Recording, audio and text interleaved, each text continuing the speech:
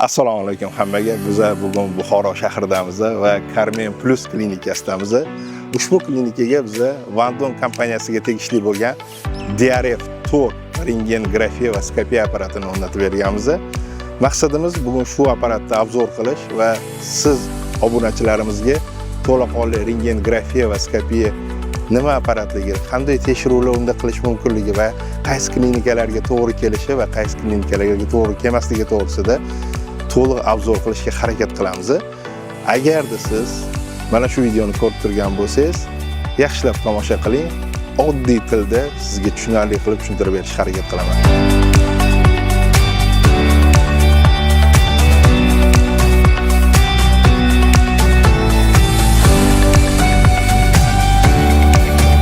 Orqamda Vandon kompaniyasiga tegishli DRF Tor modelli rentgen-grafiya va skopiya.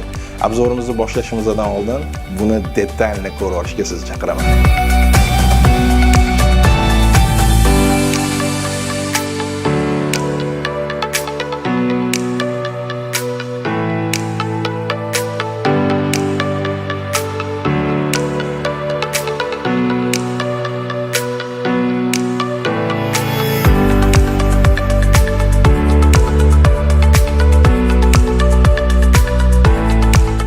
Aslida har qanday rentgen apparat 4 qismdan iborat bo'ladi.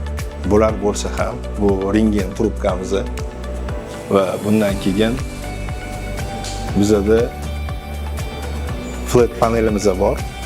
Bu flat panelimizning razmeri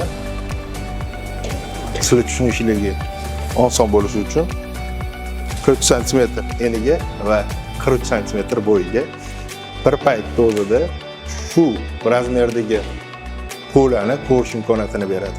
Bundan tashqari generatorimiz bor, 80 kilovatlik. Bu degani menda yoki mendan ham to'liqroq insonlarni bemalol probit qila oladi va ko'rsata oladi. Va bundan tashqari O'zbekiston hududiga juda ham muhim bo'lgan bu bizning rentgen stolimiz. Rentgen stolimizning og'irlik ko'tarishi bu 200 kg. Endi qo'shimcha rentgen grafiya skopiya uchun eng kerakli bo'lgan narsalardan bittasi bu ichki pultavoy. Bu pultavoyimizning ko'rinishi mana shu ko'rinishda. Bu bizga nimani beradi? Ichkarida biz rentgen skopiya paytida urologlarimiz yoki bo'lmasam gastroenterologlarimiz o'z muolajalarini qilishayotgan paytda xalatni kiyib olib, patsientga juda ham katta yaqinlashish imkoniyatini beradi va rentgen xonadan chiqmasdan turib boshqarish imkoniyatini beradi.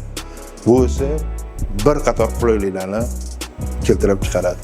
Hozir shu turgan joyimdan rentgen grafiya va skopiya uchun o'ta muhim jihatlari ochilishni boshlaydi. Bu ham bo'lsa, qo'limdagi stakanda kontrastli modda bariy va bariyni biz gartanyimizda yoki oshqozonimizda yoki bo'lmasam ichiklarimizda o'tish momentini fiksatsiya qilishimiz mumkin. Bu qanday jarayon bo'ladi?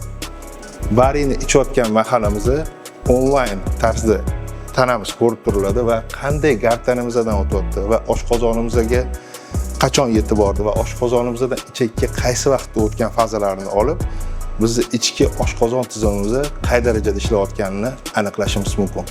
Hozir ko'rib turgan xonamiz bu laborant xonasi va omma tilida pultavoy deyiladi va bizda pultavoyda rentgenni boshqarish uchun nimalar bor? Bu kompaniya tomonidan taqdim etiladigan stol va kreslo.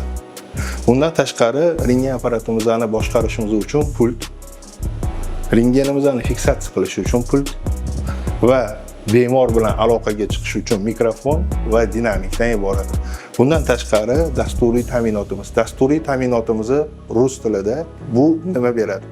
Bu bizning laborantlarimiz uchun yangi apparatga tezroq adaptatsiya bo'lish va ishni jadallik bilan olib borish va rentgen qurilmasini to'laqonli o'rganish va 100% ishlatishi imkoniyatini beradi.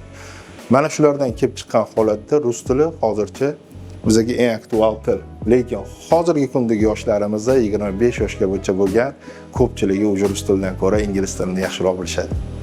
Xo'p, endilikda sizlar bilan rentgen qo'yadigan xonamizda qanday bo'lishi to'g'risida gaplashamiz. Operator xonasida turgan holatimizdan foydalangan holatda har doim bizda patsiyentimiz bilan vizual kontaktimiz bo'lishi kerak. Buning uchun biz kattaroq rentgen защитный oyna qo'yamiz. Bundan tashqari qo'rg'oshin bilan qoplangan eshiklar bo'ladi. Va bu eshiklar bizga ichkaridan tashqariga nur chiqmasligini beradi. Va xonaga kirib kelamiz. Xonani odatdagi shift balandligi 3 metr bo'lsa, juda ham a'lo darajada bo'ladi, lekin 270 gacha biz xohlagan rentgen apparatimizni qo'ya olamiz, faqat u patolochnik bo'lmasa. Bundan tashqari xonamizning razmeri 24 kvadratdan 30 kvadratgacha bo'lishi kerak. Va xonada albatta yuqori kuchlanishga ega kabel tashab ketilishi kerak. 3 faza rentgen olayotgan rentgeningizni generatoriga nisbatan kuchlanish berish uchun maksimal 80 yoki 100 kW tashab ketsangiz yetarli.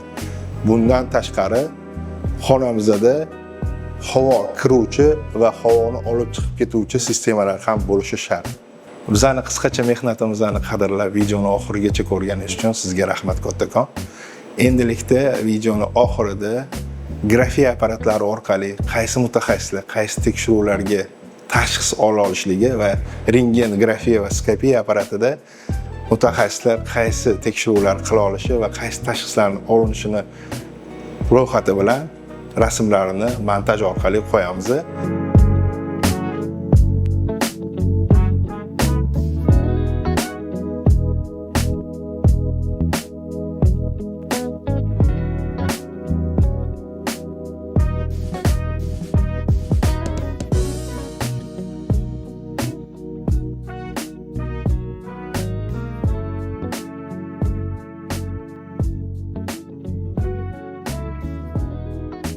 Video obzorimizni ko'rganingiz uchun sizga kattakon rahmat va kelgusida o'z klinikangizga medtexnika kerak bo'ladigan bo'lsa, bizga murojaat qilishingiz mumkin. Biz klinikangizga eng sizga to'g'ri keladigan medtexnikani tanlab, olib kelib ustanovka qilib va uni kelgusida servis xizmatlarini ko'rsatib bera olamiz.